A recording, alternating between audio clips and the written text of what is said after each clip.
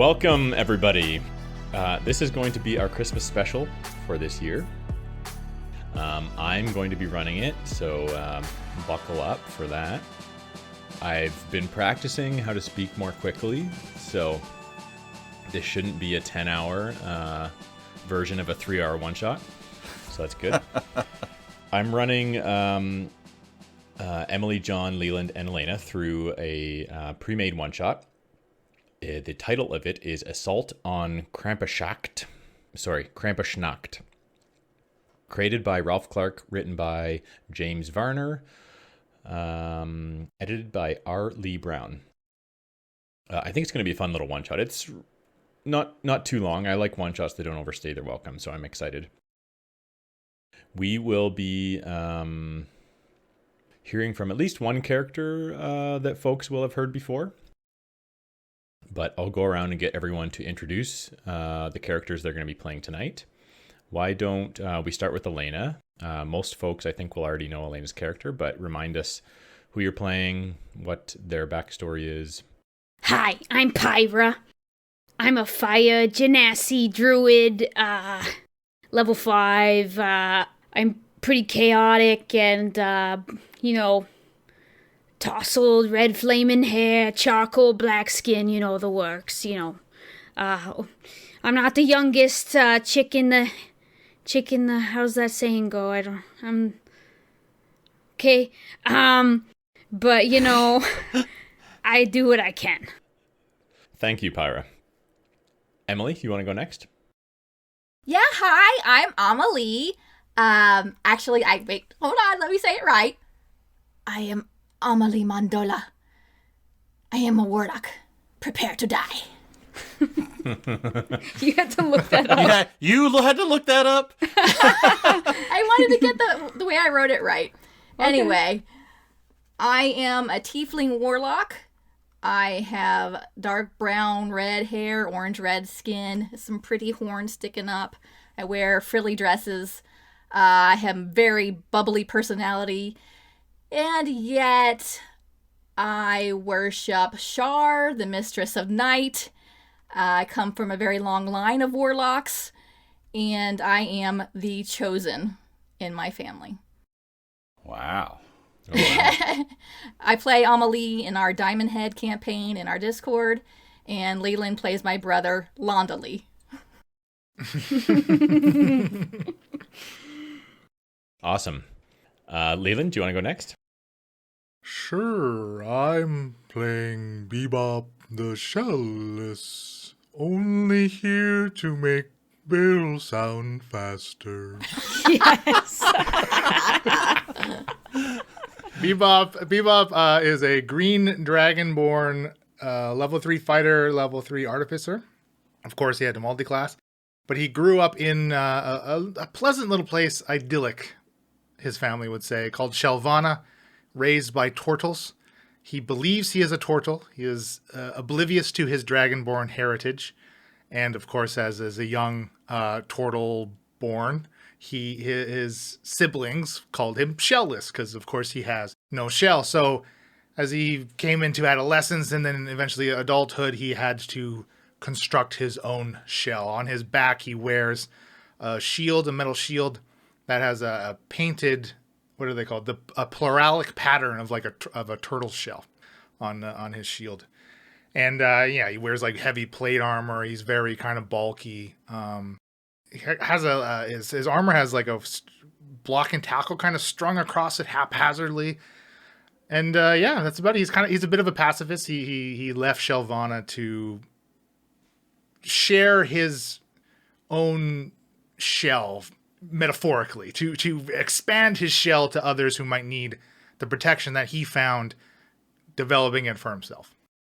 All right, and last but not least, John, who are you playing today? Hi, I'm Cloaca. People call me Chloe, but I'm not sure why. I grew up in a small village. They called me the village idiot. I assume I am. But, I don't know. Maybe I'm a little smarter than people think. She is a fighter champion. She is brandishes a shield and sword, and she is there to protect and help everybody, but she's not the brightest person in the room. Leland, what was your multi-class? Artificer and what? Fighter. Fighter, okay. But you're a pacifist. Yes. Got it.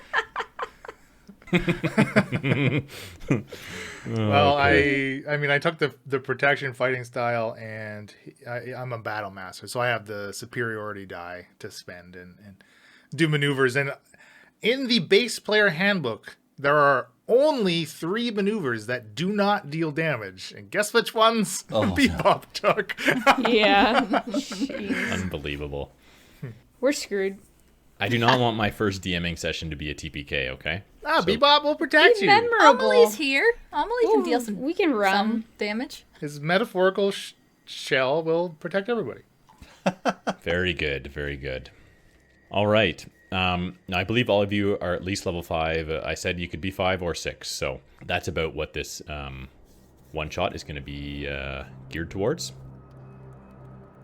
Without further ado, I will go through the backdrop of this story. So, the evil plan of Krampus. Centuries ago, St. Nicholas battled with the evil spirit of Krampus. After defeating him, he forced the foul beast into servitude. The Krampus was compelled to deliver coal to naughty children across the land, every now and then dishing out punishment for especially naughty children by kidnapping them and bringing them to his lair in the underworld where horrible punishments await. Over time, the Krampus grew resentful about his servitude and sought out the help of powerful holiday deniers who might help him usurp the great Santa Claus. He learned of one who was once a great foe of Christmas spirit, but had supposedly been reformed. However, upon reaching out to the legendary Grinch himself, Krampus found him reverted back to his mean ways, as if remade or rebooted, and eager to squash the holiday joy. Together they hatched a fiendish plot to destroy Christmas forever. Foolishly believing that all of Santa's power is granted to him by the belief of adoring children, Krampus seeks to ruin Santa's reputation by delivering dangerous, faulty, and flawed toys and games to children around the world. To that end, Krampus recruited an army of evil elves and placed them under the supervision of the Grinch, the mean one. Put them to work, building a factory to mass-produce replacement toys that are either defective, deadly, or cheap knockoffs. When they receive these bogus gifts, children around the world will be devastated, and the legend of St. Nicholas tarnished forever. Without children worried about Santa watching over them, they won't even try to be good, and that will leave them fair game for the Krampus to claim. Far away on the North Pole, word of this insurrection crept through the elven underground, finally reaching the ear of Santa Claus himself. Kringle wasn't going to take this threat sitting down. After all, the Jolly One didn't reach the pinnacle of holiday goodness by being weak or a fool. So he sends his elite elf hit squad, who he lovingly refers to as Santa's Little Slayers, to take the Krampus down and put an end to his evil plot before it's too late. So that is the story of what we're doing today. You all are going to be transported to this location where these dastardly deeds are happening by Santa's sleigh and reindeers. You're going to be dropped off. They'll touch down in the woods, just a little ways off, where there's a bit of a clearing and where it's safe from evil eyes. It's December 4th, which is the day before Krampusnacht, which means Night of the Krampus, when the demon can make his presence known in public. So that's when he plans to make his move to ruin his arch nemesis, Saint Nick, forever.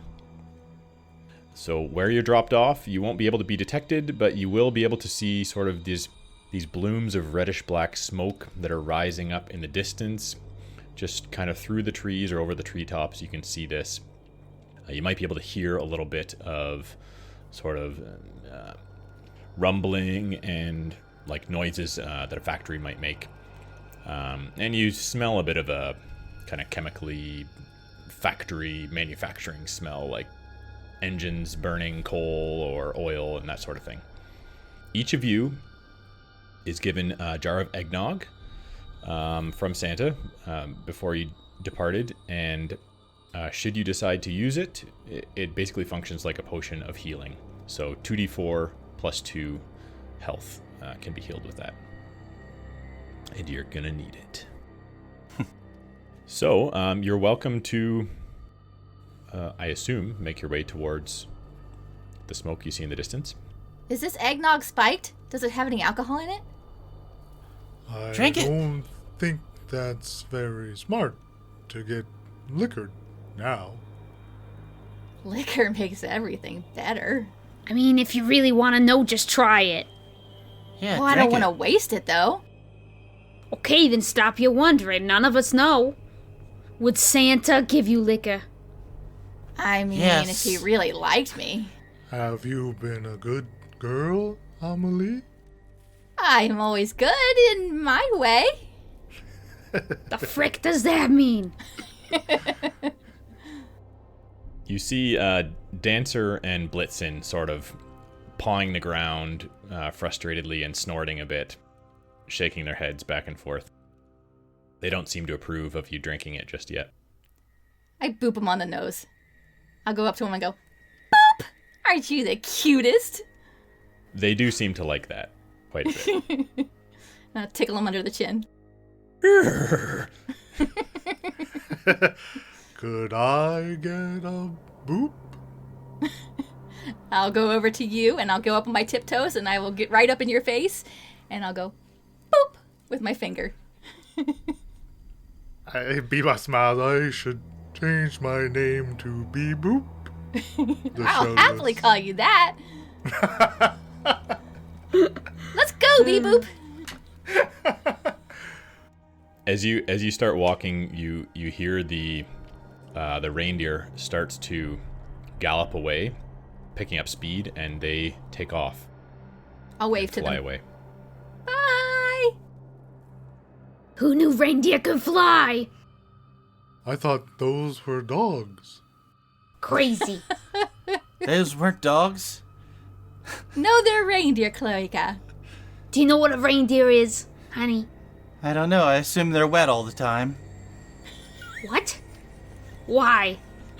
You're constantly being rained on. Oh, you're so silly. Oh, you're helpless, honey. What? Never mind. This reminds me of a story from my home. in We don't have time. We gotta go. Delvana. Uh-oh. Let's walk and you can tell us the story as we walk. I think I'm cold. And I'll grab your arm and I'll start walking Oh my with you. gosh, Let's what go. am I, your mother? Amelie, why are you so nice to them? To whom? Okay, never mind. Am I want to being hear too the nice? story. I do too. Let's tell us the story as we walk closer to this nasty looking factory. How did we get these three people? Well, you see, in Shelvana, it rarely rains, and when Chloe mentioned the word rain, I thought of the sole days in which it does once a year. And on that day, everyone would hide up nice and tight in their shells. And as he's saying that, he pulls on one of the cords of the block and tackle, and his whole armor set and his shield on his back shift up until just his eyes see, as if he's reverted into his own makeshift shell. And you see, it kind of echoes when we speak in our shells. That's nifty. I'm going to try and look into your shell. I need a shell. I need a new Oh, partner. everyone Like, needs a shell. I need a new party of adventurers. This is ridiculous. Oh, Pyro, you know you like us. You just like me because I spoil ya. I skip up to you and I grab your arm and I start walking with you. Arm in arm. I sigh because you're the one I like the most so far. So.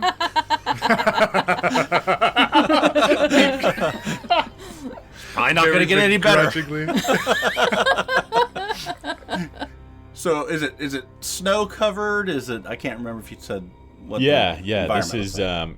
this is a very snowy area that you've come to. You're in a forest where there's some evergreens.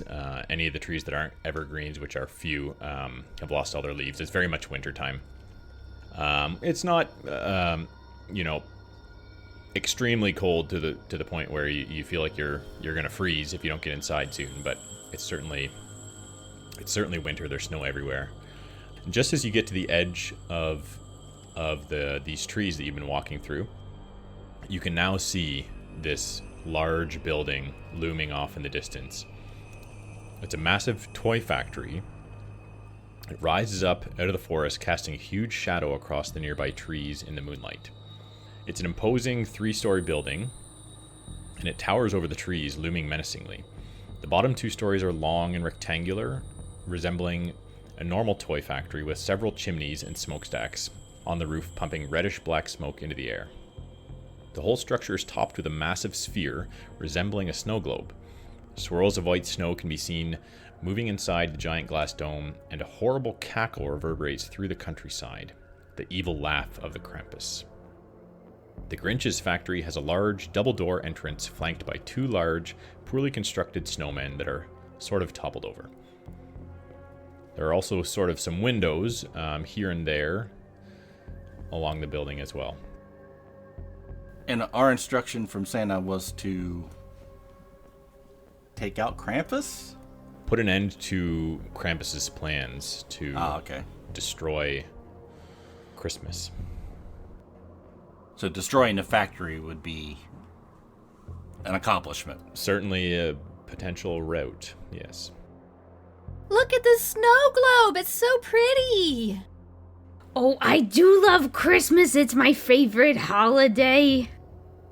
It is the best time of year, isn't it? Other than, the Mistress of Night's once-a-year gatherings. Those are really fun, too. The most wonderful time of the year. What did you ask for Christmas? Oh, I asked for a new sacrificial dagger and some shurikens and some other sharp things. Oh, and a whip. And she rattles on like 20 different things. Oh, that's wonderful. I just asked for some toys. Yeah, me too. Maybe some of the toys in this factory might be fun to play with. Yeah, maybe. Well, I asked for the patience to deal with you 3. That was very wise of you. I know, right? I hope Santa grants you that wish. But probably after this adventure. What are all of your passive perceptions? 15 for Chloe. 12 for Amelie. 13 for Bebop. 17, baby. Chloe, you notice that it's obvious to everyone that these snowmen look kind of, disheveled and falling apart a little bit, but you wonder if out of the corner of your eye you see one of them move a tiny bit. You're not sure if it's just, your mind playing tricks on you or not, but... Did you see the snow move? There. The big ball. You saw the snowball move? Yeah, I think. Not quite sure. How far away from it are we? You tell me? How far 30 have you guys foot. walked? 30 feet? Okay. That way I can get there if I have to.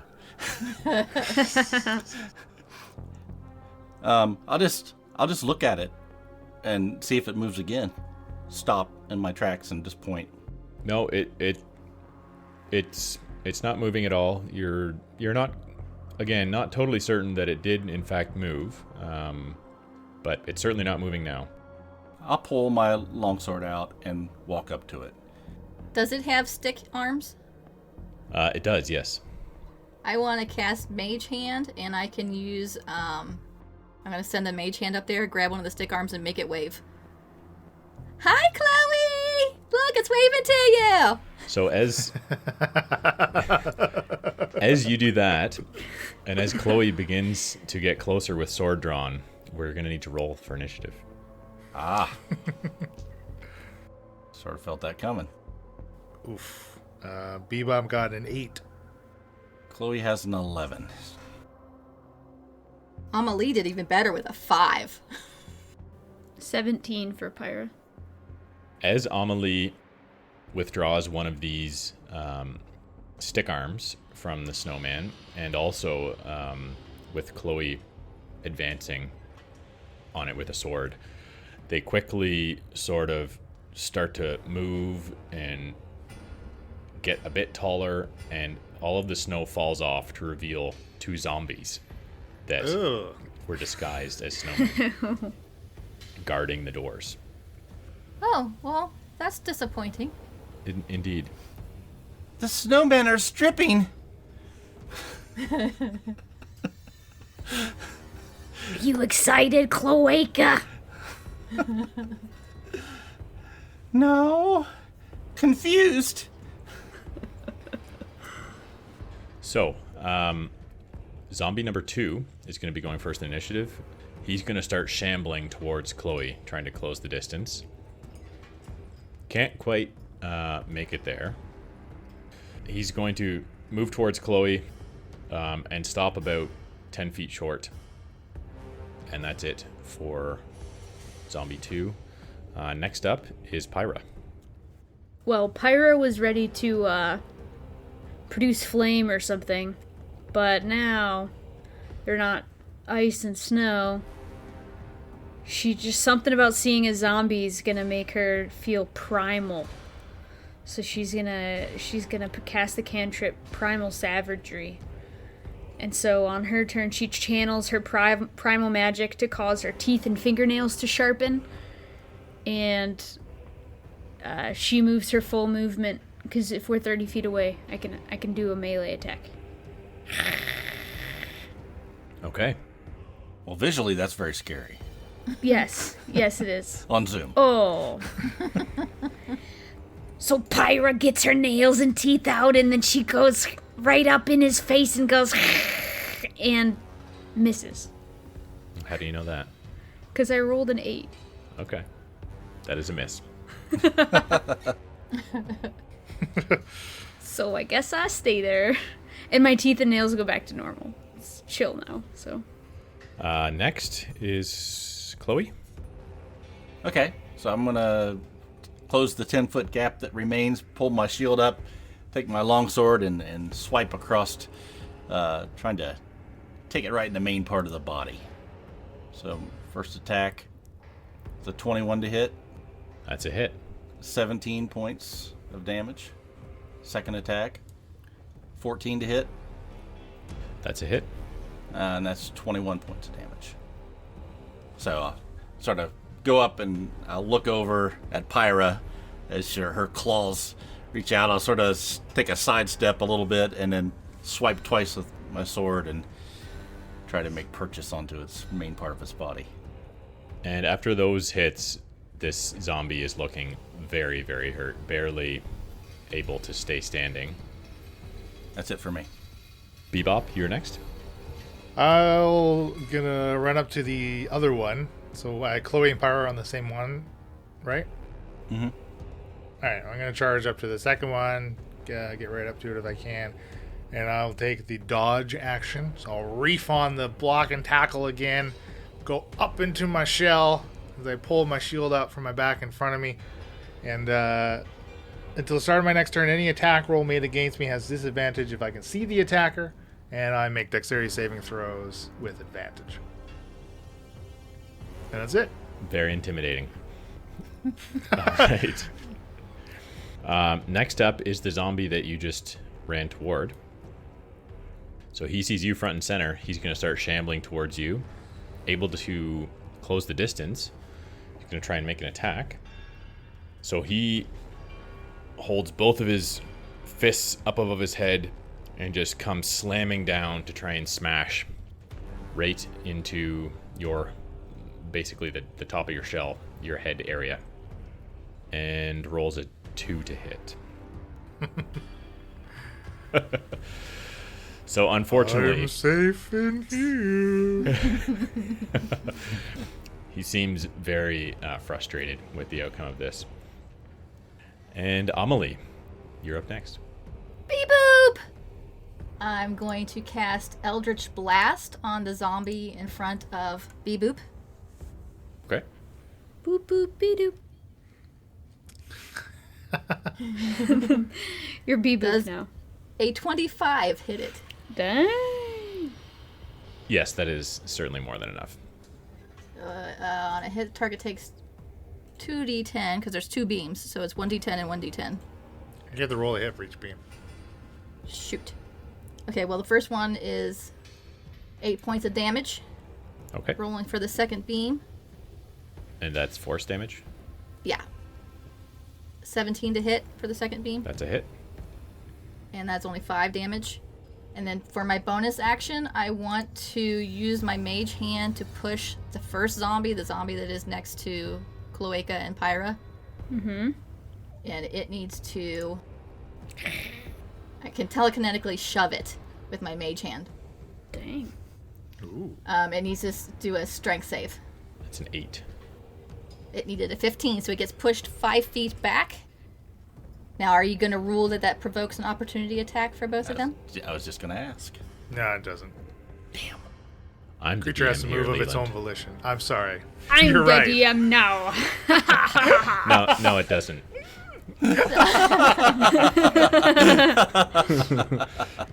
Okay, cool.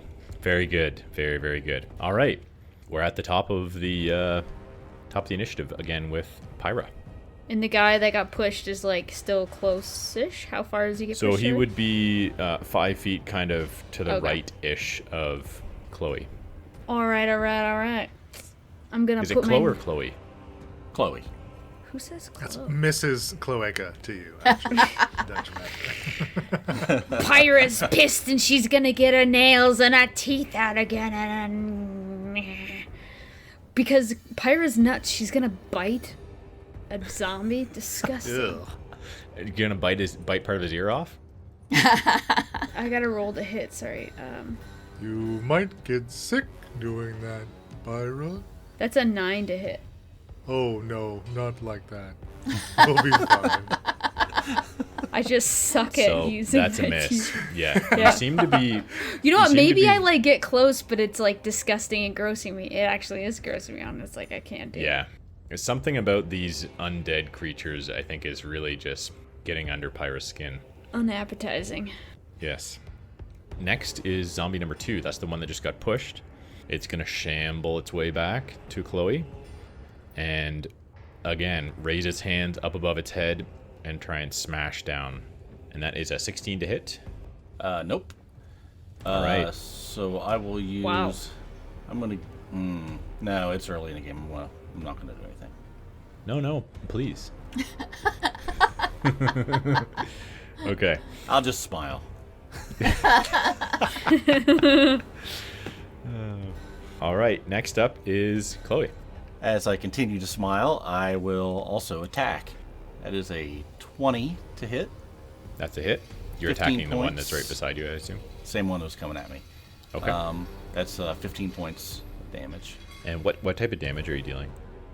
This would be slashing damage. Okay, perfect. And it is magical. Next attack is a 14 to hit. The first one, just before you do that, you have slain zombie number 2. He just sort of slumps to the ground. And stay dead this time!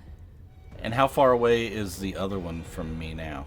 About 15 feet, I would say. Okay, then I'll run over with my movement and take my second attack on that one then. I've softened them up for you, Chloe. 17 to hit. That's a hit. That's 20 points of damage. So I'm going to just take up my hand and put it on the back of the pommel and take the sword and aim it towards the zombie and run over and just sort of jab it into the zombie and look back at Bebop and go, "Good job!" Okay, that is enough to put down zombie number 1 as well. Good job. Excellent. I'm gonna jump. Yay, we did it! Woo! Go Merry us! Christmas! Are you good for something? Well, time to go home. Mission accomplished. Well done, group. No, this isn't. We gotta go inside. Wait, Are you sure we defeated the evil? we got to get some presents. I would like to see what's inside the snow globe. Well, I bet it's probably snow. But It's like in the magic name. snow? Yeah, you can find all that out inside. Let's go. We'll get the toys. before you can do much else, the commotion and yelling of celebration has been overheard by some people inside. The doors burst open, and 2 evil elves come out, sneering and jeering, looking around for what's making all this commotion. What's going on out here? Oh, Yoo-hoo, who are you? Hello. I'm Amelie. Who are you? What'd you do to our snow zombies? Oh, well, they attacked us, so we attacked and killed them. I mean, they're zombies. They're supposed to be dead. Well, not this type of dead. To be clear, I did not kill anything. I am a pacifist. I would never. Well, my mom always told me you're only as good as the company you keep. You did soften him up for me. Well, my mom once told me that I shouldn't be so sad playing with my brothers and sisters just because I was born a little different. I like you just the way you are, Bebop. Well, thank you, Amelie. My mother said I was an idiot. Can I... Well, I Can I like sneak you attack the elf? the way you are, Chloe. Idiot and all. While we're doing this, can I throw an Eldritch Blast at them? Do you have like a special trait that allows you to do that? No. I was just wondering if you would let me. I don't think so. We're distracting them with our banter. I don't know if that works. But we can roll for initiative again. Anyway, my mother was very nice growing up. I'm bet sorry she yours was terrible, Chloe. Oh. How about you come with me back to Shelvana after all of this, and my mom can be your mom too. I can make you a shell as well. I want a shell. Yes. I'll take that as a yes. It's like you just proposed to Chloe. I'm gonna take you back to my mom. Let me just get down on one knee you two are so first. sweet together. I love it. Well, that reminds me of the story of my mom and father. No time for when stories. he We gotta proposed to attack the her. elves. Yes, shut up. We're fighting. Them's fighting words. Yeah. So, These are fighting words. Elf I'm number a 2. pacifist. Elf number 2 interrupts this foolishness and throws an ornament that it pulls out of its little elfish bag. I think it's going to throw it at Amelie, because she was the one who was talking about killing the beloved zombie snowman. So, I didn't do it. I just said we did it. I couldn't even take a bite. So, so Amelie, can you please make me a dex save? I love Pyro so much. 6. 6. All right, that is a fail. Too busy booping. Beboop. Beep boop. Yes. Beep boop. Emily, can you roll me a d6? 4. Above average. Yeah, usually when I roll high for something like that, it's usually like a bad thing. And It's you're like not supposed to roll D4 high. stupidity, like Chloe. So that is 10 psychic damage. This gift hurtles toward you and explodes on impact in a big poof of purpley, kind of foggy mist that surrounds your head. Hey, I didn't like that. Get off. Ah! So next up is Pyro in initiative. So they're both standing basically in the doorway. Yeah. They haven't ventured out very far. Okay. Which is about 15 feet from us, or are we closer to it than that? Yeah, 15 feet. Sounds good. About 15 feet, you say. Where's that one spell I had? Okay. Pyro's gonna try to cast Burning Hands on these two, so They're close to each other, correct? Yeah, they're about 5 feet away from each apart. So, I'm gonna hold my hands up with my thumbs touching and my fingers spread, and a thin sheet of flame shoots forth from my outstretched fingertips, and each creature in a 15-foot cone must make a dexterity saving throw. And she's gonna say, "Eat flames!" Wait, I that's feel like not I've right. heard that somewhere Okay, else sorry. before. That's familiar. Flames eat! So elf number 1 has a 15. Okay, that saves. Elf number 2 has a 12. That fails. A creature takes 3d6 damage on a failed save, or half as much on a success. So, 12 for the full damage and 6 for half.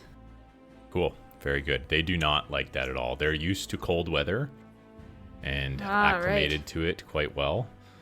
And that has definitely not been an enjoyable experience. And Pyro goes, "The weather outside is frightful." Oh my goodness. But the fire's third degree. The fire is so delightful. All right, Chloe is up next. Okay, I'll, you said about 15 feet away? Yep. So I'll, sort of wipe my... I guess when wipe the goo off of my sword from the last kill and turn around and look over at Bebop and go, "So we're supposed to take them out too, right?" I suppose if you were inclined to violence, not that I am, that a stabby stab would be beneficial in this situation. As he's talking, I run up and stab one. Oh, I see you're gone now before I finished my sentence. It's a 26 to hit. Just barely. That is one-handed 22 damage. Did you attack the one on the left or the right? Let's do the one on the right. Okay. Wait, my right or the Dungeon Master's right? Does that take him out? Not quite. Okay. So I'll look back at Bebop still talking and go, "You said kill them, right? Not just maim." I said no such thing. I stab. 26 to hit. Man, I'm rolling great. That's a 21 points of damage. And that puts elf number 2 down. I pacifist this one down. Elf number 1 looks over. How could you? You're not gonna get away with this. Apparently, it was quite easy. Leave some for the rest of us. Jeez. All right, Bebop, you're up next. Boy, oh boy. I feel like Bebop needs to take some action against these murder hobos, and I'm gonna throw my shield at this elf, but I'm not trying to do lethal damage. I just want to knock him out. Noted. Okay.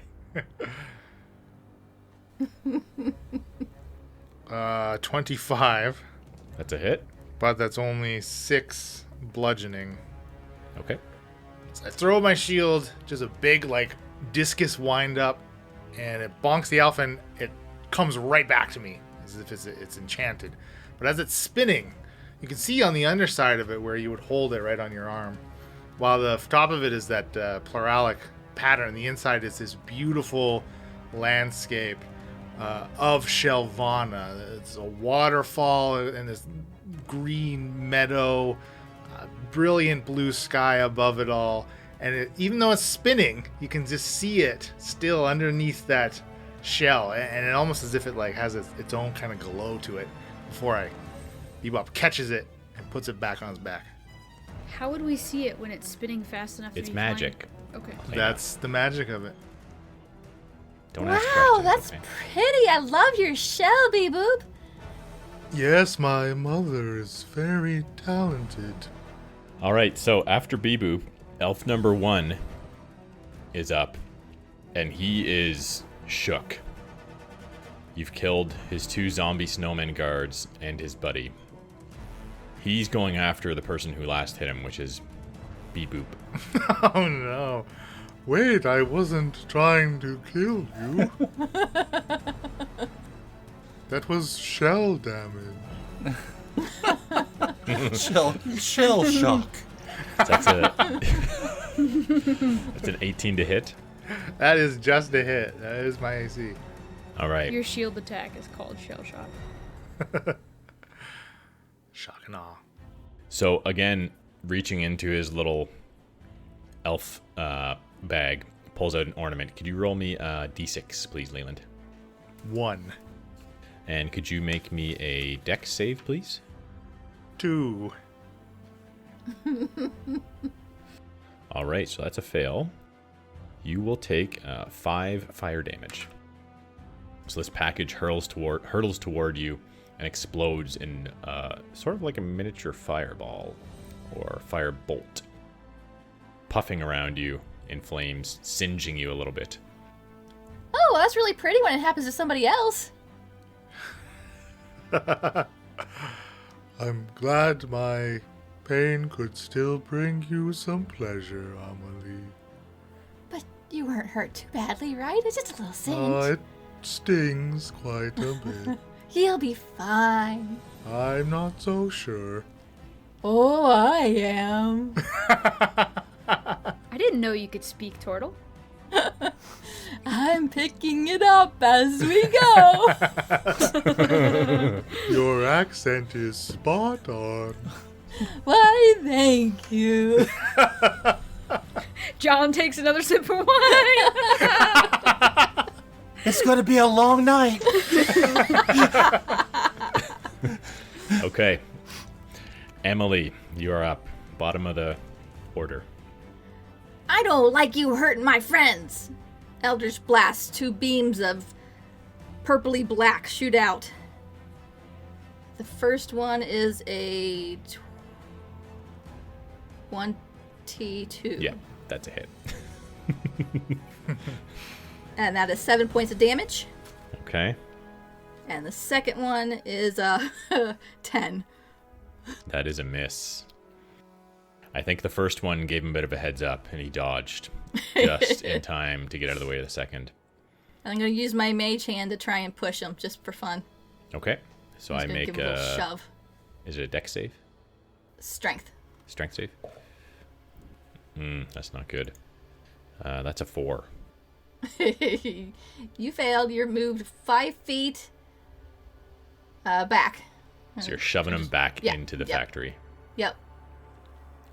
How wooed. Into the side of the factory. I want to push him into the building. All right. Top of the order is Pyra. Pyro's gonna take a few steps closer so that she's within 15 feet. And she's gonna do Firebolt. Okay. That's a roll to hit, right? Yeah, but like this time, instead of like the thumbs together, hands spread, Firebolt's like she pretends to wind it up like a pitcher and like a pitcher on the mound, chucking fire at them. Okay. I like it. And it's a 26 to hit. Oof. Are you guys ever gonna roll like less than 18 for any of these? I have +7 on that. Yeah, So pretty good pluses at 6th level. That's a hit. I'll roll less than an 18, okay? I'll do yeah, that leave for it you. to Amelie. I mean, I'll just continue to dodge and won't roll at all. How's that And make you feel? I get to roll 2d10 fire damage, and it's 12 total. Okay. Dang. Does not like that one bit. Yeah. And I'm gonna say, but the fire is so delightful. Like as I throw it. All right, next up, Chloe. So how tall is this elf? Not very. Like, if you were, 5'10" or 6 foot-ish, the top of the elf's head would come up to like your stomach, but then he's got a hat on, which extends a little bit higher. Are there any these ornaments that he threw earlier? Are any of those like strapped to his belt or anything? They're in his bag. In his bag, okay. So I'm going to try to just grab him, reach into his bag, and grab one of those ornament grenades. Okay. So we want to do a contested grapple kind of thing, maybe? Strength? Sure. Yeah, sure. All right. I rolled a 23. I have a +7. Yeah, we all have +7s, Bill. So you're successful. Can you roll a d6? I can. So you fell into the trap of the player asking you if you want them to do something they're the best at. Yeah, Yeah, Leland doesn't fall for that anymore. Yeah, actually, let me retcon that. I think that needs to be an intelligence. Yeah. So I rolled a d6 and I got a 4 on that d6. All right, so you pulled out a purple package gift, Christmas gift. Okay. And So you can throw those things. You've seen the purple one already been thrown at Amelie. He doesn't usually pull out a purple package. I mean, if your package is purple, You leave that ring on for too long. so I just want to throw him to the ground and then throw the thing at him. I don't know if you want me to let me do it on this turn, if that's too many actions. yeah, no, I'll allow it. But you'll have to make another strength. We'll do another contested strength to see if you can push him to the ground. 21. That is a success. So you shove this poor, tiny little elf backwards. He trips, stumbles to the ground. His little bag goes, skittering off to the left of him. He has a candy cane that was also on his belt, which falls onto the floor beside him. Does it break? It does not. It's very sturdy candy cane. That's good. That's how you can tell it's the right kind of candy cane. It's a good candy cane if it doesn't break when you drop it. And I'll need you to make an attack roll to see if you can hit with that present. I get my dex bonus, I guess, maybe? Oh, actually, I'm sorry. I make a dex save. I'm going to make it at a disadvantage because I'm prone. So I have to make a dex save to see if I take half damage. Oh boy. Oh boy. All right, I'm taking all the damage. So it's 2d6. Take all that damage. Do you want to roll 2d6? And then it's psychic damage. That is 5 on 2d6. So I sort of pick him up, and his little legs are wobbling back and forth, and I grab into his bag and throw him down to the ground and chuck the ball at him. And then what's it look like? What kind of... It's a poof of purple, kind of foggy, misty smoke that surrounds his head. See? It's pretty when it happens to somebody else. It is! All right, he's looking very, very bad. Who's up next in initiative? Is it It's Bebop. Pacifist. I'll go look at Bebop and I'll go, again! Okay, I suppose. Now, I'm not trying to kill you, little buddy, but this is gonna hurt. And I'll throw my shield again. For trying to non-lethal this guy out. Okay. Oh, Is that actually shoot. a mechanic that you're Yeah. referring to? Yeah. So how does Like that work? if that attack would drop him to 0, it would render him unconscious rather than outright killing him. Okay. Yeah, we've chose to do that before in the regular campaign. But I only rolled an 11. Oof. Ooh, that's gonna be a miss. Okay, and the shield pops back to me. I am gonna move right up to him though. I'll get Okay. yeah. Yeah, I'll do that. And I guess that's it for me. All right. So next is this poor little elf. He's gonna stand up. Does that take half of his action or half of his? How does Half his standing up movement work? speed. Half his movement speed. Gotcha. Okay. So he's gonna stand up. I would try and play dead, little guy. And he's going to use his bonus action to disengage from Bebop. Actually, no.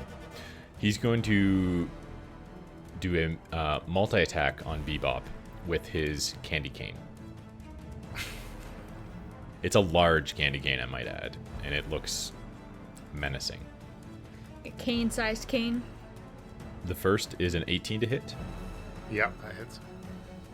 I think, though, I shall use a reaction and parry. I'm going to spend one of my superiority dice. Basically, I get to reduce the damage by the number I roll on my superiority die, which is a d8. Okay. So it's 10 bludgeoning damage total. All right, well, I rolled a 3, so I'll take 7. And the next attack is a 16. That's a miss. It's a miss. Okay. My old shell. And then now, actually, he will use his bonus action for a nimble escape. He's going to disengage and run 15 feet away from you back into the factory. Well, don't run. I can throw my shell, you idiot. Oh, I'm sorry, Chloe. I didn't Are you talking mean to me? to trigger you. All right. And Can we Amelie. still see him? Okay. I'm going to move up closer so I can see him inside the factory. I'm going to cast Chill Touch. And you're going to see a ghostly skeletal hand appear right at his neck and do a Vulcan neck pinch on him. What? Spooky. Oh, crap. I rolled a 1. I told you I'd roll less than 18 for you, Bill. This is just for you. I'm not standing next to you, am I? I don't think anybody is standing next to him, next to the elf. Oh, true. I don't know how this works. How does this work? Well, rules as written, it would just miss. But if you would like Okay. to add some flavor, that is completely up to you. So that misses. I think what happens is you see this hand starts to take shape, and then it just sort of dissolves in a little I was pirouetting when I casted the spell, yeah. and I slipped on the snow and lost concentration. Your form was off a little bit. Yeah. Yeah. Well, you're lucky. I would have made that hand choke herself. I actually was thinking of that myself. All right. So we're back up to the top of the order with Pyro. How far would he be now for running? Distance-wise. He ran 15 feet from Bebop, who I believe went up about... How far did you go up, Leland? I think I met him like a 15 feet forward, so he's like 30 feet back from where we all were. Okay. Are you still clawed and fanged? Does that last for like a time period? The primal thing? savagery? Yeah. No, that's just an instantaneous, like as soon as I hit or miss, Oh, it I see. disappears. Okay. It's a I gotcha. cantrip. You know what? Like, I don't even have to move, and I know this dealt a lot of damage to him, so I'll just fling another firebolt at him. 23 to hit. That is a hit. I rolled a 1 on my die, so plus 2. No, wait, that makes no sense. I rolled a 1 and a 2 on 2d10. Okay, sorry. So Pyro's like, and since there's no place to go, and throws the firebolt, and it only does 3 fire damage because it's twice as far away now. So maybe I'll blame it on that. Okay. You know, with 6-second rounds, this song is flawless. Exactly.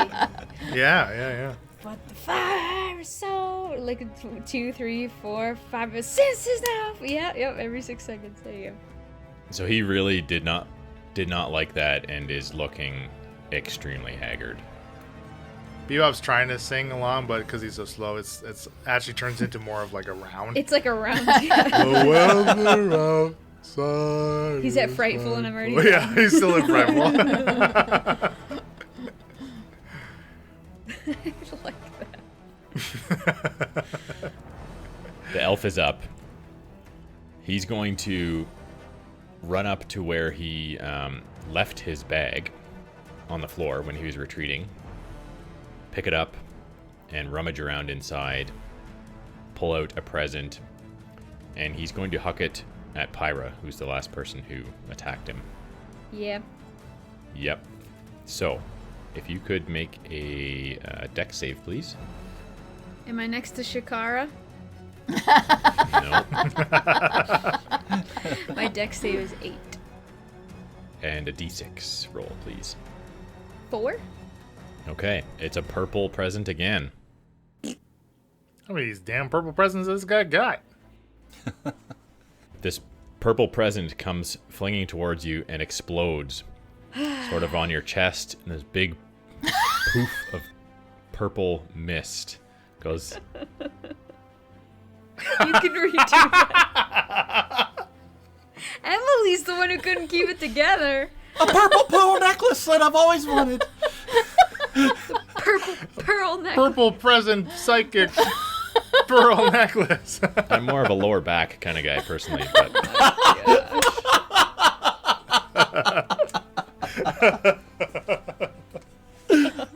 so he hurls this purple present towards you, and it explodes sort of on your shoulder. Just manages to hit you, and a big Still gets in your hair though. You guys are making this and this cloud of purple smoke engulfs your head, and you take 6 psychic damage. Alright. All right, Ouch! Chloe, you're up. My brain hurts. You have a brain? Yeah, don't we all? Minus This- Quaker. This door's open, right, into the factory, and I can see into the factory. What do I see in there? Yes, you sure can. So, you're in a huge rectangular room. These elves would have been working away on their sinister little toys. There's some conveyor belts.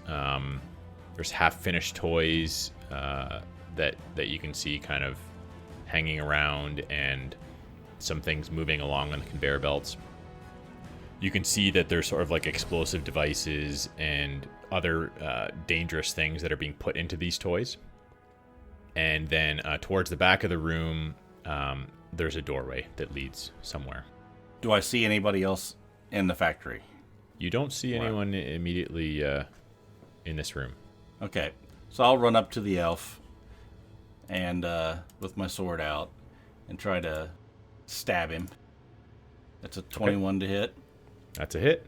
16 points of damage. And that is enough to fell this elf. So I jab the sword into him and I go, "Now you're a pacifist!" and pull the sword back out. There you go, Bebop! Yeah, she knows.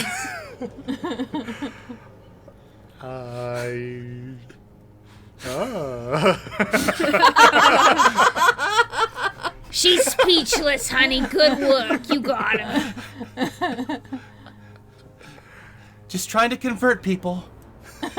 Oh, we're all the biggest pacifists. Well, it's not really a religion of sorts. It's more of a lifestyle. Yeah. What are we supposed to be doing in here again? So these conveyor belts are still moving. They're sort of bits and pieces of toys, some half completed, some look like they're finished toys here and there around. I'll walk in and go up to the conveyor belt and look at this stuff. If there's something that looks interesting, I might pick something up. Let's go! I'll follow her in. All right, here we go. Let's go. I picture this as like a big, open, tall ceiling warehouse type of thing. Yeah, it's just a huge room that would be used sort of like It's Santa's workshop, right? Like assembly lines and stuff. yeah, it's like an assembly line where they're making these faulty, dangerous toys to sort of destroy children's faith in Santa Claus. Chloe, can you roll a d20 for me, please? 14.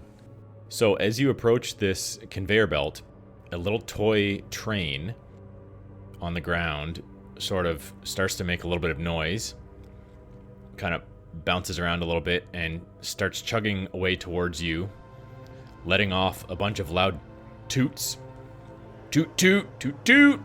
and it's puffing out smoke all around you. It's circling around your feet, making these loud train toots and puffing smoke all up in your face, which is kind of making it difficult for you to see around. And it's going to just continue to do this wherever you might go. It's intent on following you. I'm going to bounce on my feet and clap my hands. Oh, that's fun! Look at that little train! It's making little toots. We're all gonna suffocate and die. I'll get down on one knee and pick up the train. This is cool! It's going to toot even louder, and then it's going to let off a big, loud train whistle. I don't think it likes that, Chloe. Maybe you ought to put it down or break it. Can I throw my shield at it? You can, yeah. I mean, In Chloe's hand? I'm It's sort in of holding it Chloe's up like a hand. snake, right? So I got the train in my hand and Okay. all the cars are underneath.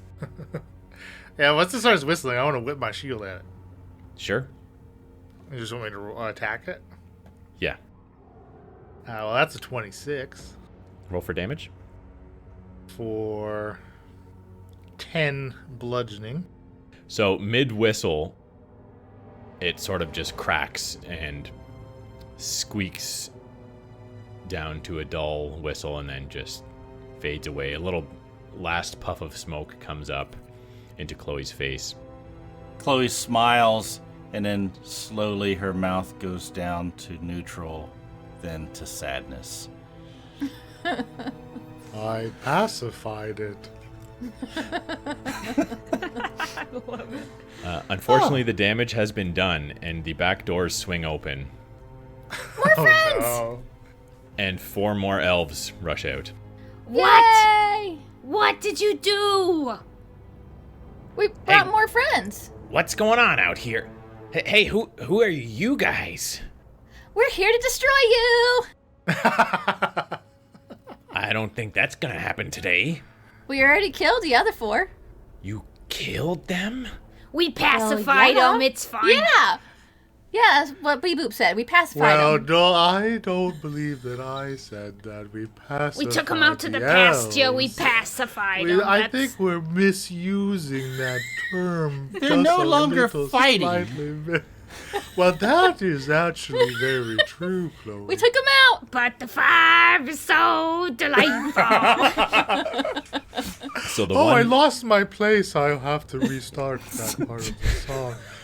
The weather outside. Let it snow, let it snow, let it snow.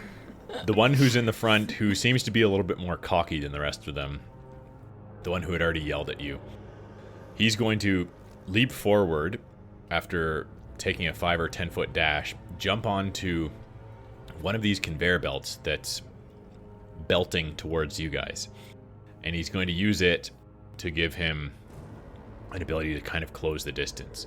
While he's doing this, I guess he needs to roll for initiative, doesn't he? Son of a biscuit. I mean, you are the Frickin' DM. You do what D&D you want. ruining my fun. How big are these elves again? They're all about the same size. Like they're very they're a little over, maybe like 2/3 the size of an average human. So 3 feet. 3.5 feet, something like that, probably. Yeah. Why are you guys so interested in how tall they are? I just forgot. I'm trying to picture it in my head. Visualization. I mean, it is. Oh, okay. Without a map and stuff, that's why I keep asking. It's just hard. When a turtle hatches from an egg, they are quite small. Perhaps these fellows just recently hatched. I am Interesting. raptly attentive to what Bebop has to say. All right, so When I He- fought out of my shell, it... Do they look like they just hatched? Come on. Think with your dipstick. I mean, they're not wrinkly. Are turtles wrinkly when they hatch? Listen, we've got priorities. Well, I was quite scaly, but I hear my mother often tells stories of our hatchling days. That's what we call birthdays.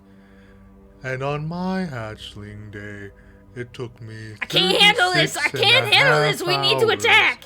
to break out of my shell. Oh, please, I can continue speaking while we combat these new friends, as Hammerly puts it. Let's pacify them.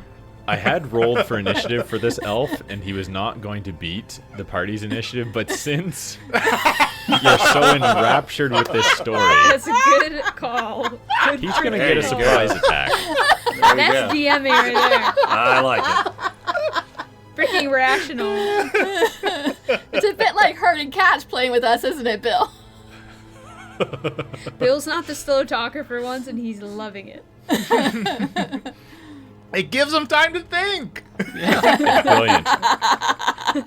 What sort of formation are you folks in? Like, who would be in the front? I think I was in the furthest because I picked up the train. Yeah, you had walked up to the conveyor belt. Okay. I think the turtle is last. Yeah, I was probably at least 15 feet from Chloe because I chucked my shield. So I'm back by Bebop. Back still by the door. All right, I'm middle of the pack. Okay. So this door is quite a ways in the distance, but with the combination of the fact that he's already taken a bit of a dash and he's jumped on this conveyor belt, he's going to be able to close the distance enough to reach into his bag and hurl one of these presents at Chloe. Okay. Which is what he's going to do. So if you could make a dex save, please. 14. So you're going to take half damage, and a d6, please. 3. So, hurtling towards you is a green present, and it hits you and shatters, and you're covered in this green, goopy ooze, and you take 6 poison damage. It's almost sort of burning and sizzling. Oh, I like the green ones. It's lime! You're tasting it? Close your mouth, honey.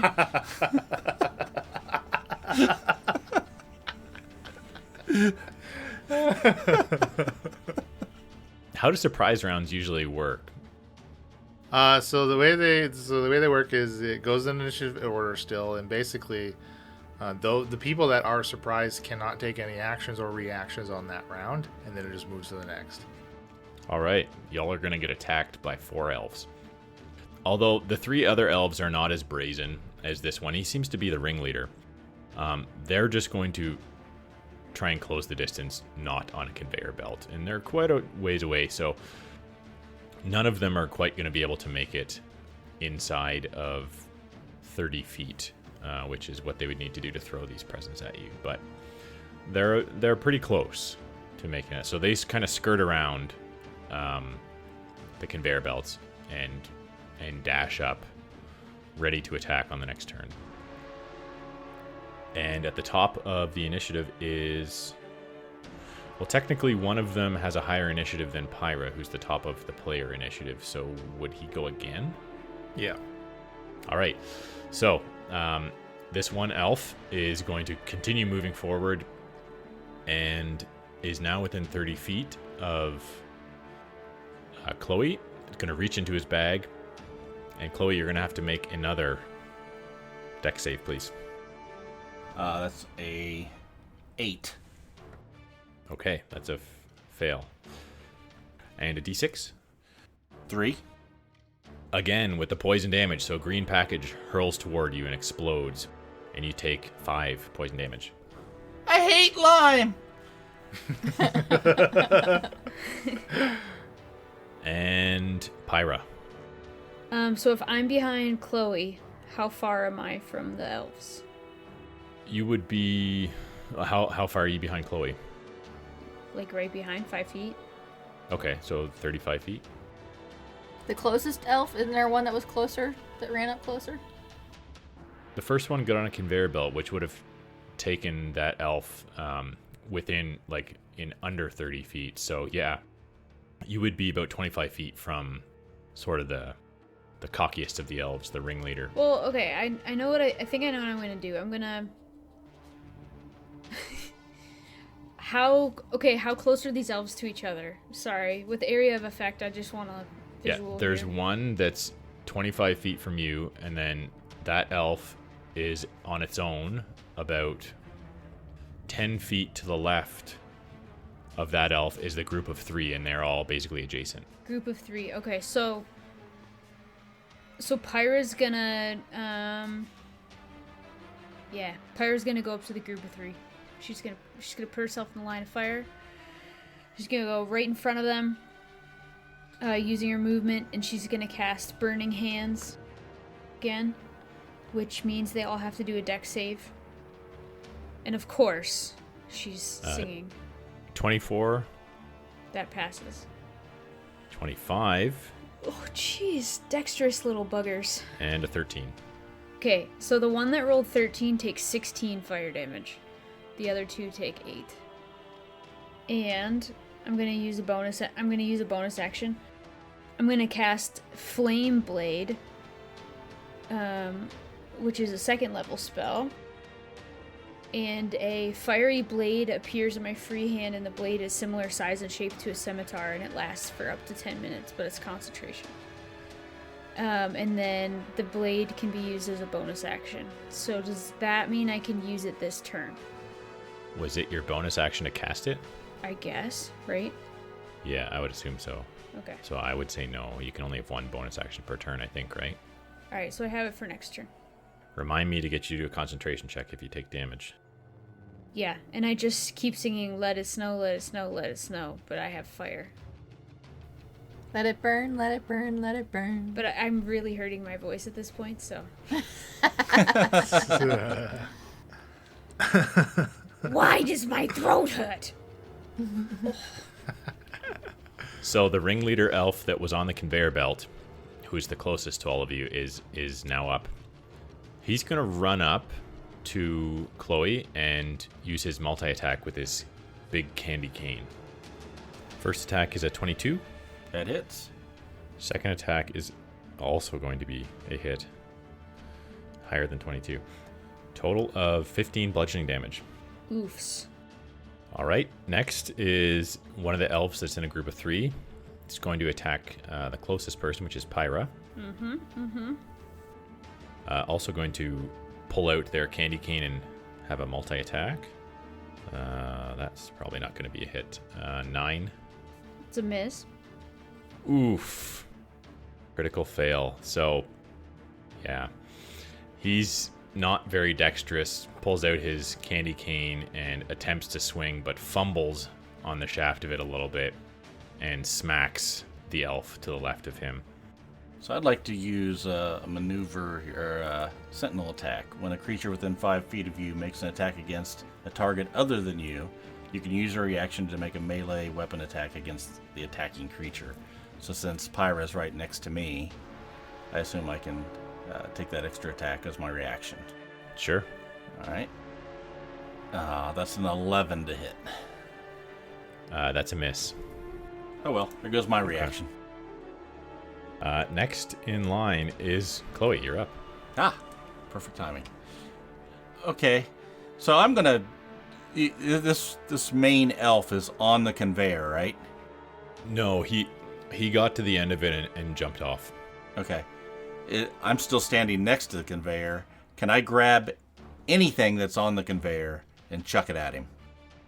Sure. Yeah, I think the conveyors are going to be, as time goes on, there's still some things on them, but eventually a lot of the things are making it to the end of the conveyors and falling off. But yeah, absolutely. I mean, I think that there's like toys and stuff coming down the line, right? Yep. I'm just going to grab whatever the next one is, thinking that they do some kind of bad stuff, and chuck it at this guy. Okay. So what did I get? You picked up a green present. It's not fully, it doesn't look complete, but it's intended. It looks similar to what you've been hit with.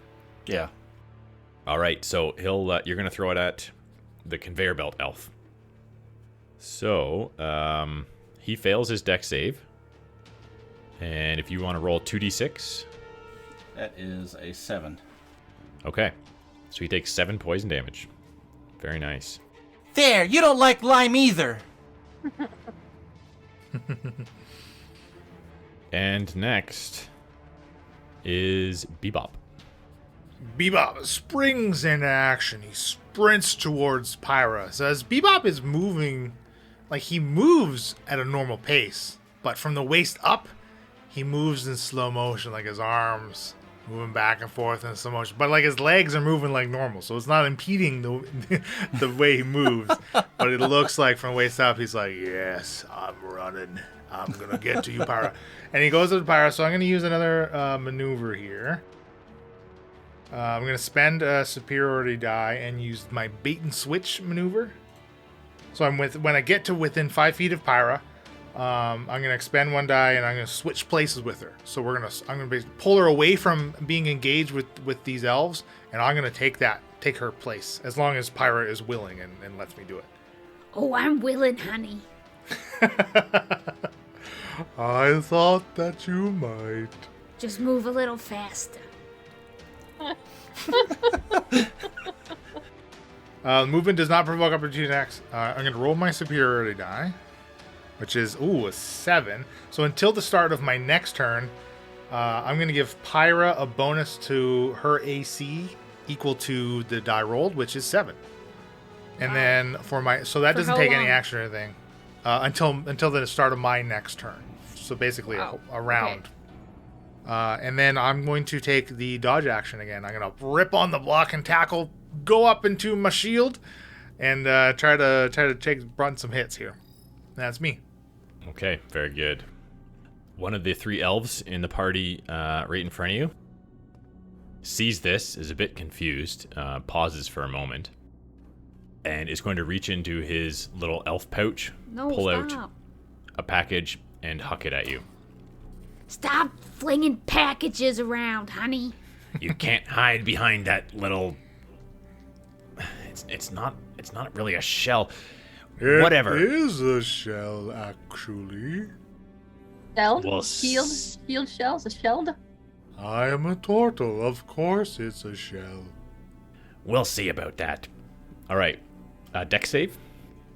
Oh, boy. 17. Ooh. That is a pass. You take half damage. Oh. He's throwing a present? Do you need a D6? I'm throwing a present. Yeah, D6, please. Okay, come on. 3. 1. Fuck. More fire damage. I mean, fudge. More fire damage.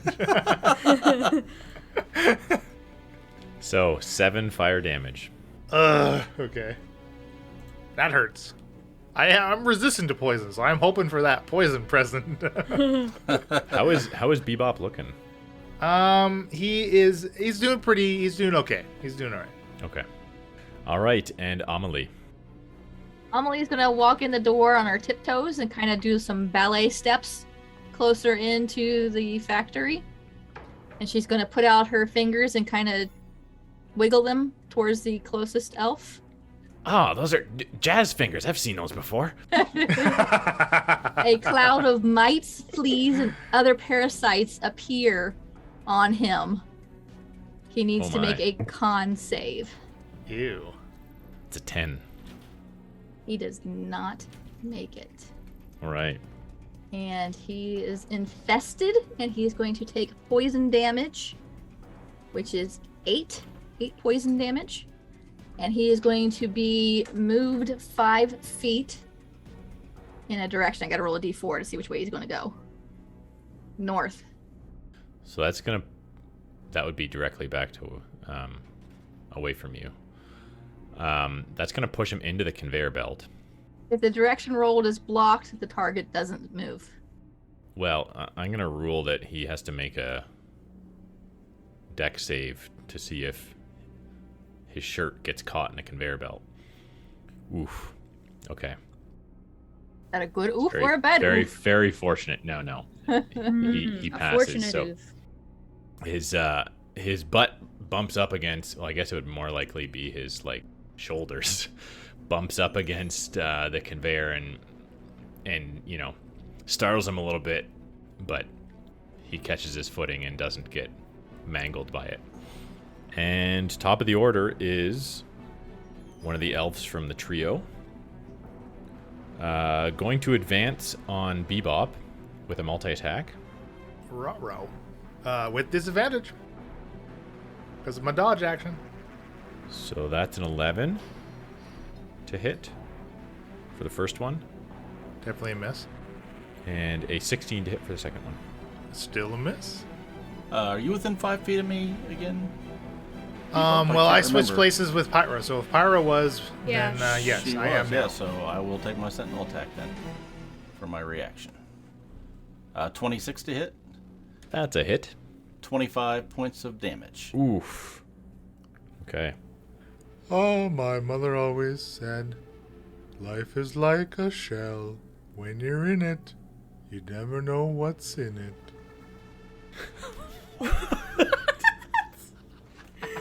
I would hope you would know what's in your own shell. Well, I admit it doesn't make much sense, but that's just what she always used to say. I Well, get who it. am I to argue with your mother? Your mother sounds like Cloaca's mother. Well, she hasn't been to Shelvana yet, but soon. Nah. Just probably distant Frick. Distant. I said distant. Nah. Just probably distantly related or something. We're very closely related. Bebop turns to Chloe. Are you a turtle as well? I don't know. Maybe. I mean, I bet you are. look at her. She's not. She I'm could going to be. give them another inside. surprise attack round if you keep this up. You're letting us talk. Dang it. I never heard of a second surprise attack in the middle of combat. I like the way you That is DM, new. though. I like It's getting that. us Yeah. in line. Let's go. Every one of us forms our own shell around ourselves, whether that be physical like mine or emotional like Chloe's. Do not make fun of her, Pyra, for her idiocy. Ooh, he called you out. I look at Bebop confused and I go, "Thank you, Bebop." Of course, Chloe. Over your head. That wasn't a compliment, you doofus. I'm not I going to the can shell. build you one. Alright, when's it my turn to use this sword? It is your turn, Pyra. Okay, thank you. If I were to do the 15-foot cone again, like moving myself left, right, however I need to, would I get all three again? You can hit all three, yeah, for sure. They're still pretty close to each other.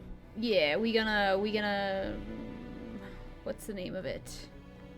Burning Hands. There's no like cap on how many times I can, like if I have 4 slots, I can use the same spell 4 times, right? Oh, yeah, for sure. Yeah, okay. Alright. I've just never done the same spell so many times in a row. I should ask Yeah. Falzarin about that.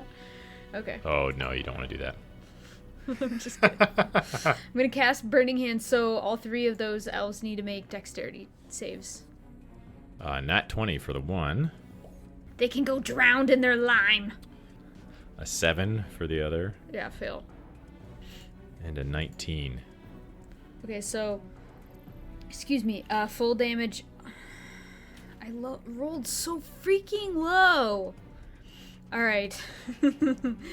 Full damage is 8. The 2 that passed get 4. But I have a flaming sword. I mean blade. So the one that's in front or like next to me. Yeah, he's looking a little worse for wear. Okay, so he's the one I'm going to swing at then. With my flaming blade. 23 to hit. That's a hit. 10 fire damage. And that is enough. That fells him. He goes down, right in the midst of his peers. But as long as you love me so. And I just like thrust my sword into him. Next is one of his buddies who's right beside him. He's going to reach into his bag and throw a present at Pyra. Doesn't show signs of stopping. Dex save for Pyra. And then And a there's like D6. and then there's like a popping. Oh, 5. That's yeah, technically, yep, 5.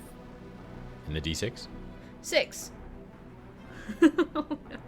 He pulls out a yellow little gift package present thing, hurls it at you, and it actually detonates just before you.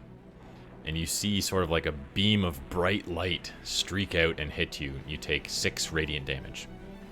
And Chloe, you're up. Okay, where is everybody relative to me now? Are we still... So we you've have got one or two next to two me? standing elves still alive in front of Bebop and Pyro. And then you have the conveyor belt elf who has been pushed back right to the edge of the conveyor. Okay. Well, I'm standing next to Bebop, so I think I'm going to go ahead and try to stab the one closest to me. 19 to hit, That is a hit. 14 points of damage. Okay. Second attack, 23 to hit, 20 points of damage. And that elf goes down. I'm going to jab it into him, and he falls down onto the ground, and I'll put my foot on his back and yank my sword out and sort of look over at Bebop and another converted. Converted. Bebop, you are up. So you have one remaining elf in front of you, and then off to the right, a short ways away near the end of the conveyor, is conveyor belt elf. Back in Shelvana, we would only kill something if we were to eat it. Are we going to eat these elves? And he looks over to Pyro after her savagery. Heck no, son. Ever tasted elf before? Nah. It's not good. Too much lime. I do like lime. Perhaps I will eat this elf. And I'll... he puts his shield on his back, and he uses... so he raises his gauntlets of his armor, and they kind of start to glow. And he just blasts from the palm of it into this elf. With a critical fail. Oh, actually, before we do that, Pyro, you need to make a concentration check. You took damage. You're not allowed to go back. Hey, I'm the DM. 13. It's only been half a turn. 13. 13. So how does this work, Leland? So it's 10. It's 10. It's 10 or half the damage she took, whichever's highest. So in this case, it's going to be Half 10. is 6. So she passes. Yeah. Okay. So she You passed. passed this time. You don't even All right. know what the check is. We didn't do it. All right, carry on, Bebop. Well, I mean, I critically failed with my gauntlet blast. So what is the gauntlet blast? It's like a blast of Attack. energy, or Yeah, it's going to be a blast of thunder damage, but it's an attack. Yeah. Like I'm punching him. Like something bad happens. so it's a melee attack. Yeah. Yeah. Yes, it is. I guess, unfortunately, your aim is a little bit off. I think perhaps the fact that you're intending to do so much damage, not something you're used to. So, Pyro, unfortunately, is going to take the brunt of this damage. Well, Pyro takes 6 thunder damage. Oh, Pyro, I would never eat you. Ah, you're zapping me. Come on, get better at this pacifying. Okay, I'm sorry. Oh, I'm gonna use my bonus action to use. Use my bonus action to use my defensive field of my armor that I've tinkered with being an artificer. It just kind of starts to glow in like this. It looks like a bit of a force field around me kind of starts to form. Just like the glimmers, as if it's like blinking on and off kind of thing. And I can use that as my bonus action, so that gives me 3 temporary hit points. Okay, very good. And that's me. I'm done. So this elf that you were intending to hit, they're up next. Look, there's been a bit of a misunderstanding here. I wasn't trying to eat you, although as a turtle we hunt many similarly sized creatures in the ponds of Shelvana. Quite easily, I might add. You are very frail looking and, I will admit, quite appetizing. All right, look, first of all, you're not a stinking turtle, okay? Get it through your thick shell. Look, I've heard that all my life. Sling a new insult at me, why don't you? Where is Amelie?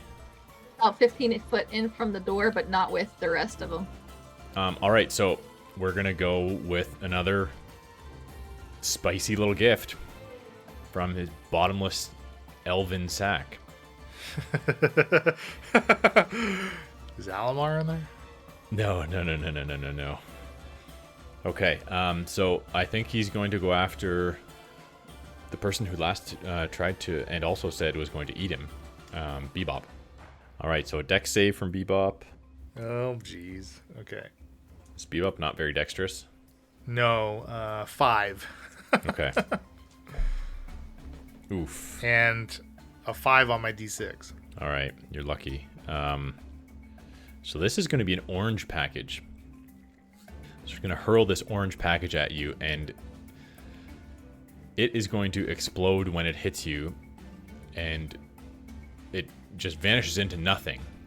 But you feel this force just smash into you, sort of like, well, like being punched like you just did to Pyro. And you take 3 force damage. What happened? I didn't see any smoke. There go my temporary hit points. Not every package is the smoky kind. So that little shimmer that was around me kind of like pops up again and then like flickers out completely from that hit. Where were we? Who attacked? Oh, it's Amelie. You're up. How many elves are there still? There's the one that just attacked Bebop, and then there's the conveyor belt elf. I could use a hand, Amelie. Ah, shoot. Okay. I'm going to pull out my crossbow and aim at the elf next to Bebop. He's not looking very good, by the way. Not tasty looking? Well, he's looking like he's thoroughly tenderized. Does a 17 hit him? It does.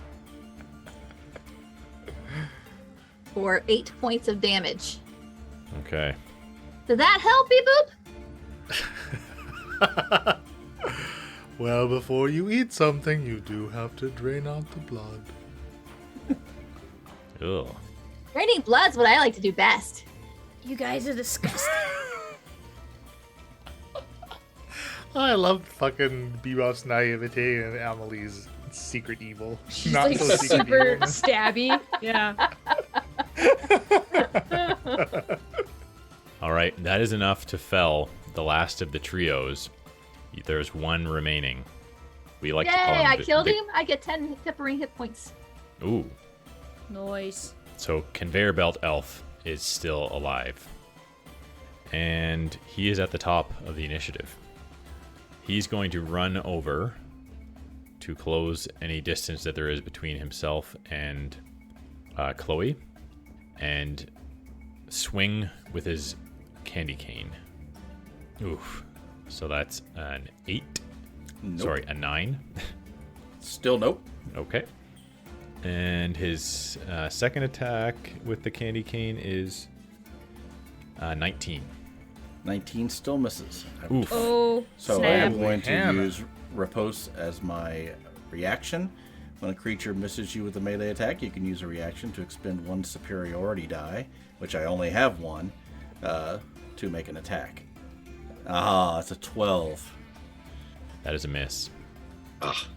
You're Okay. both whiffing. All right. Pyra. Yeah, both the fighters are whiffing. One elf remaining, Pyra. All right, so he's in the. He's behind me, like back toward Amelie. He would be sort of, well, he's to your right and maybe a bit behind you. Like if you Basically, turned he's close enough for 45 me degrees. to move to him, I think. Yes, he is. Yeah, Okay. for sure. And I really do apologize. I cannot without a map, visualize. Yeah, I can't. I'm not doing a great job of I don't think it's your describing fault where though. I think everything it's all is. the time. It's just me. I'm going to with my unfree arm, because my free arm is holding my blazing scimitar.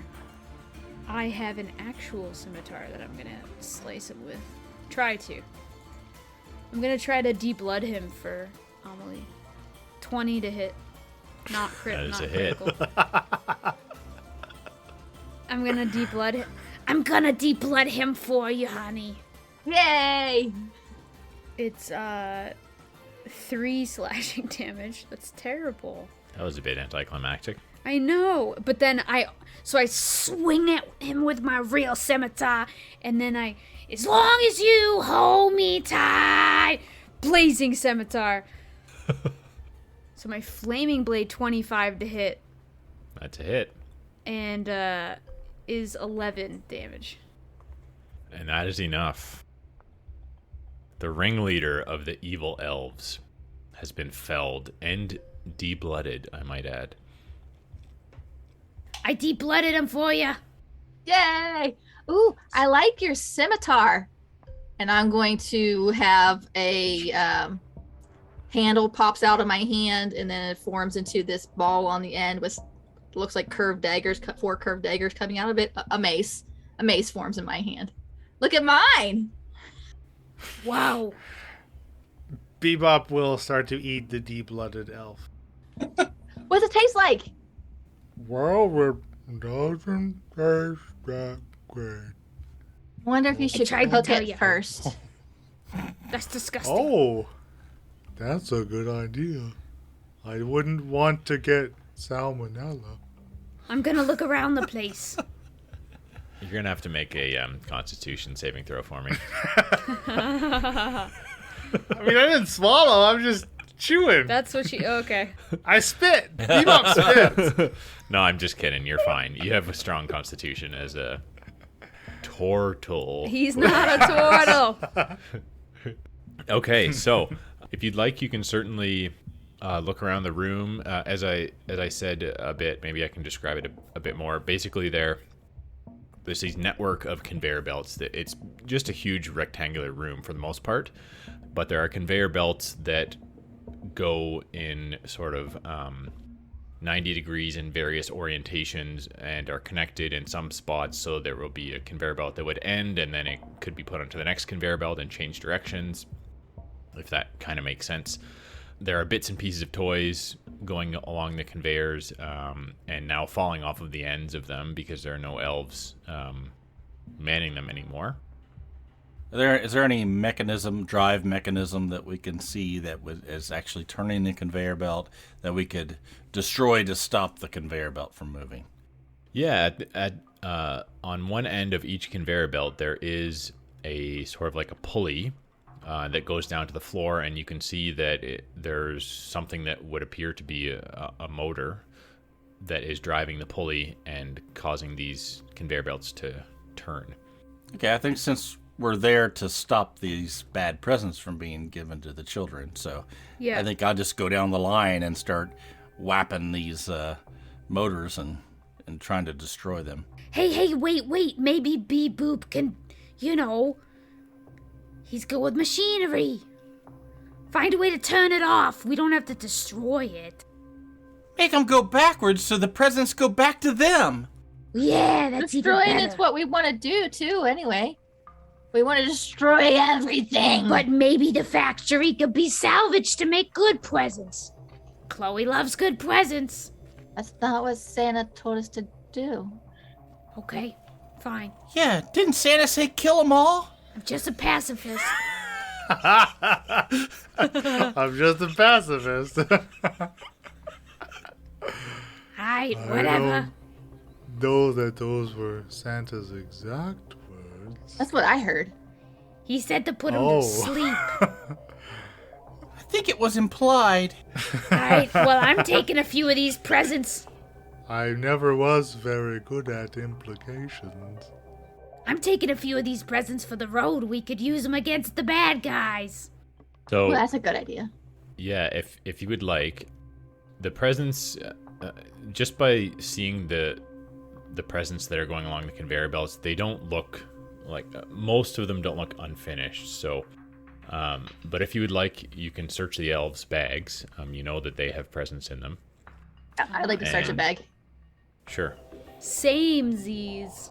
I'm just going to take a bag because I don't want to know what's in it until Till I pull it out. Right. Each bag has 4 remaining presents in it. So each of you can have 4 presents to take with you. Chloe, you are walking over towards a conveyor belt. I assume the closest one. Mm-hmm, yes. Do you want to... I suppose there's no longer enemies in the room, so you could take as much time as you needed to destroy them, and I will just say that you're able to with enough time. Okay, I'll destroy the first one if nobody else stops me. You destroy it. Yay, we won! We're done here now, right? We can go? Well, there's more. More what? We can't let this thing keep working. She destroyed it. Yeah, the other one's just still moving, though. Break it. I'll go over and break another one. Yay, we won! Is there any, like, tables or information or things that... Like, Pyro is beyond, like, above this. She wants intel. As you go further into the room, there's a section past the conveyor belts where there are some workbenches. I'll go investigate the workbenches. Sure. As you search the workbenches, these seem like they're just the workbenches that these elves were using to make these toys. Okay. You can find on top of them some sort of crude blueprints for the various different toys, what goes inside them, the explosives and the different ingredients to create the effects from the different potions, but no sort of like high-level plans of what Krampus might be up to, any of that sort of thing. All right.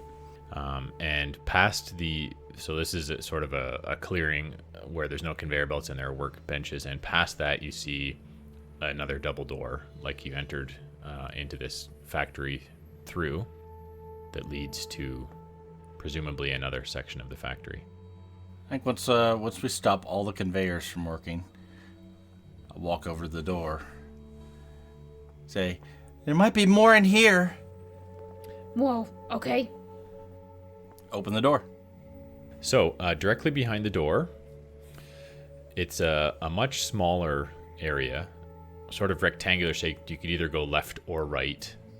To the right of you is another door, not a double door, just a single door.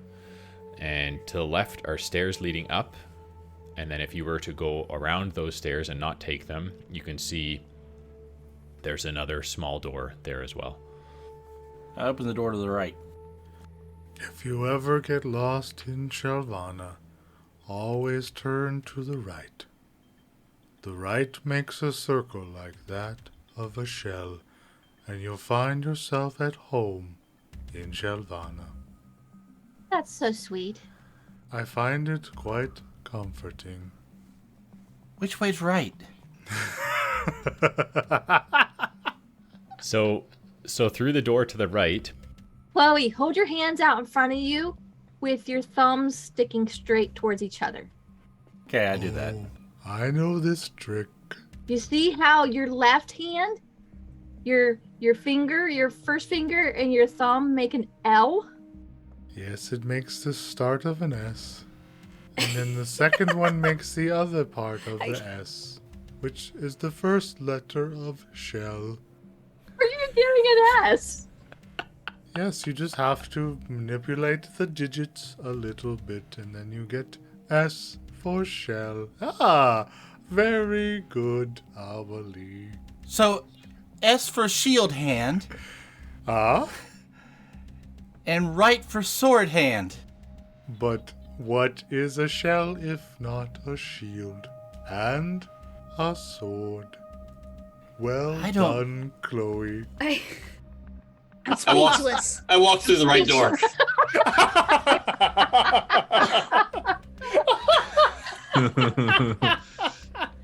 okay. So Chloe, you walk into this sort of medium-sized room, far, far, far smaller than the large factory floor that you were on, but it looks like a break room. It's got a couch, some chairs, there's a little kitchenette with a coffee machine, there are some cupboards. Oh, are there any snacks? You can certainly look I'm through going the to cupboards start if you'd begging like. open cupboards and looking Sure. for You can snacks. eat an elf. I was going to say, if you are hungry, there are many dead elves, many said they didn't taste pacified good. elves. Well, perhaps your palate is a little different than that of a turtle.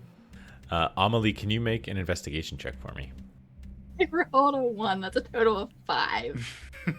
You're not. You definitely find some things in here. You don't recognize any of them and aren't quite sure what they are.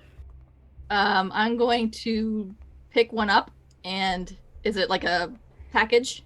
Like a chips package kind of thing? Yeah, there are some packaged things, some packaged goods. There are some sort of glass jars of things in there as well. I'm going to open a package and smell it. It smells pleasant enough, if perhaps a bit stale. It maybe was a lot more satisfying 3 to 6 months ago. Hey, Bebop, try this. And I'm going to shove one in his face. I'll like snap at it like a snapping turtle. There are such thing as snapdragons, so... These are herb and garlic crackers. Just plain crackers. Oh, much better than elf. I grab a handful and shove it in my mouth.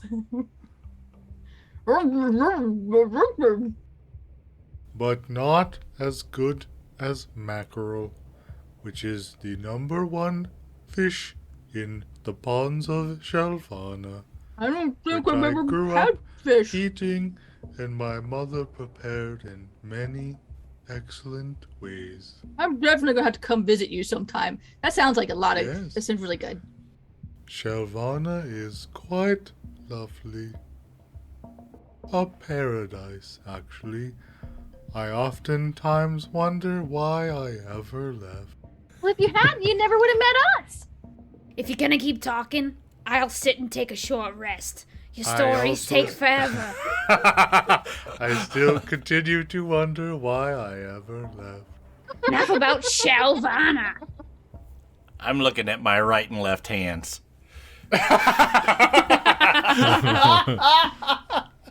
So, for anyone who wants to take a short rest, this does seem like a safe enough place to do it from what you can tell. You can certainly try. Dig it. Bebop can dig it for sure. Yeah, I'll do that. I mean, an hour is Yeah. like 2 stories from Bebop. Exactly. 2 of these Shelvana nonsenses. I'm biting my tongue because I don't want to wreck my voice anymore. You will benefit from a short rest, and you will not be disturbed. While you're taking the short rest, you're welcome to look around more and study any more of the goods in there. If there's anything else you want to try out and taste. I'm going to open one of the jars. Okay. I'm at full health again. Wow. Me too. So inside this jar, it smells like coffee. It's sort of a caramely black liquid. It's quite a small jar. Anyone who'd like to, who's close enough to take a look at it, can make an investigation check, or a history check if you'd like, whichever you prefer. 17 for my investigation. This is a potion of elven espresso. It acts like a potion of speed. I've tried speed. Dude, we need to give Beboop some speed. Try this stuff. My mother always said I was always the fastest of my brothers and sisters. Take a drink. How fast will this make me go when I'll take a glug? So a potion of speed will give you the effect of the haste spell for 1 minute. That could keep in handy. This seems like a waste. I'm going to look through the other jar, see if there's another one. There is. Yay! There are 2 more, actually. I'm going to put one in my We're sack. just gonna waste them for this. I'm going to put it in my sack and give the other one to Beboop. Bebop certainly does feel very energized, and as though if he wanted to, he could perhaps speak more quickly, but... Well, thank you very much. This was really great. I can't believe he's giving me this most details. I'm so very excited. When I was Shavana growing up, this reminds me of a very excellent story when I was swimming, and one time I dove too deep, and I didn't know what to say, and I almost drowned, even though I'm a turtle. I don't understand why I couldn't breathe underwater. I'm just raptly listening to this. All my attention's on him. Shavana, my mom. Unfortunately, now you are suffering from one level of exhaustion. That's how to DM right there. And that's our show. Thank you so much, listener, for tuning in. I'm going to keep this one short. Everybody here at the Incorrigible Party wishes you all a very safe and happy holidays, no matter what you may or may not celebrate. Stay tuned New Year's Day for part 2, the finale of Krampusnacht.